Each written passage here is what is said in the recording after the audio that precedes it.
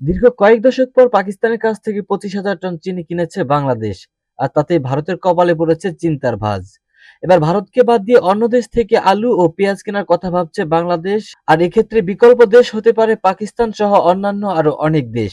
এতে করে বড় ধরনের চিন্তা ও উদ্বেগে পড়েছে নয়াদিল্লি, কারণ অত্যন্ত প্রয়োজনীয় এই দুটি পণ্য কেনার ক্ষেত্রে বাংলাদেশ এতদিন নির্ভরশীল ছিল ভারতের উপরেই।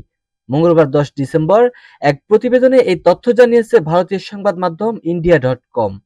প্রতিবেদনে বলা হয়েছে, পাকিস্তানের কাছ থেকে বাংলাদেশের চিনি আমদানির পর দেশটির এখন আলু এবং পেঁয়াজের জন্য অতিরিক্ত উৎসের অনুসন্ধান করছে।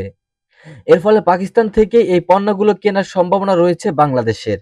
ইন্ডিয়া.কম বলছে, বাংলাদেশে হিন্দুদের ওপর কথিত অত্যাচারের কারণে দুই প্রতিবেশীর মধ্যে উত্তেজনাপূর্ণ সম্পর্কের মধ্যে পণ্যের নির্বিচ্ছিন্ন সরবরাহ নিশ্চিত করতে এবং অতীতে আলু ও পেঁয়াজের প্রধান সরবরাহকারী ভারতের ওপর নির্ভরতা কমানোর জন্য বাংলাদেশের চলমান প্রচেষ্টার অংশ হিসেবে এই পদক্ষেপটি নেওয়া হচ্ছে।